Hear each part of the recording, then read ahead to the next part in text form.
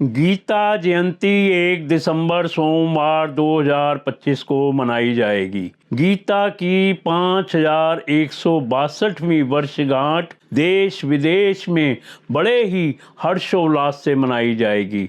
एकादशी तिथि प्रारंभ 30 नवंबर 2025 को रात्रि 9:29 से एकादशी तिथि समाप्त 1 दिसंबर 2025 को सायंकाल 7:01 तक। गीता जयंती का हिंदू धर्म में एक विशेष स्थान है। यह प्रति वर्ष मार्गशीर्ष मास के शुक्ल पक्ष की एकादशी के दिन मनाई जाती है। इसी दिन भगवान विष्णु के रूप भगवान श्री कृष्ण ने कुरुक्षेत्र की युद्ध भूमि में खड़े होकर अपने मार्ग से विचलित हो रहे अर्जुन को प्रथम बार गीता का उपदेश दिया था। तब से उस दिन को गीता जयंती के दिन से मनाया जाने लगा है। इसे गीता महोत्सव के नाम से भी जाना जाता है। गीता जयंती की कथा, महत्व व मनाने की विधि इत्यादि सब साझा करेंगे जब पांडवों व श्री कृष्ण के द्वारा महाभारत के युद्ध को रोकने के लिए शांति के सभी प्रयास विफल हो गए।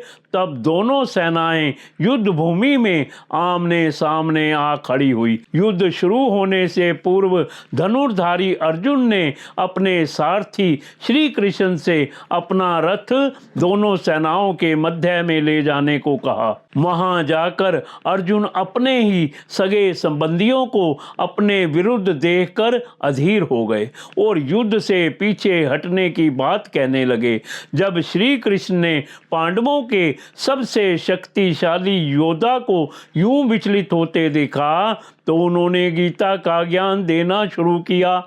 श्री कृष्ण अर्जुन को भगवत गीता के द्वारा यह बता देना चाहते थे कि मनुष्य के हाथ में केवल और केवल कर्म करना है और जिनको देखकर वह विचलित हो रहा है वह केवल एक मोह है। दोनों सेनाओं के बीच खड़े होकर श्री कृष्ण ने लगभग 40 मिनट तक गीता का पाठ अर्जुन को दिया। यह मार्गशीर्ष मास की शुक्ल एकादशी का ही दिन था। तब से इस दिन की महत्वता तथा गीता के प्रादुर्भाव को बताने के लिए गीता महोत्सव का पर्व मनाने की शुरुआत हुई। गीता जयंती का महत्व हिंदू धर्म का सार उसके वेद, पुराण व उपनिषद हैं।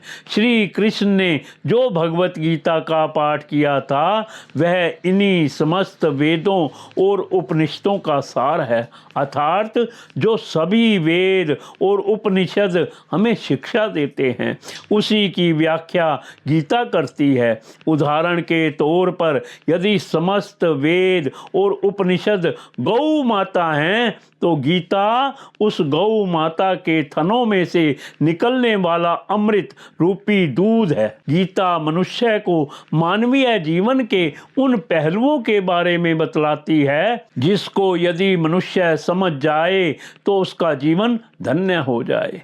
यह आत्मा के परमात्मा से मिलन, परमात्मा के अनंत स्वरूप, जीवन मृत्यु के रहस्य, पुनः जन्म की व्याख्या, सुख दुख का पराये, मोह माया का प्रभाव, कर्म फल का खेल, भाग्य प्रारब्ध का बनना इत्यादि कई गूढ़ बातों को सरल शब्दों में समझा देती है।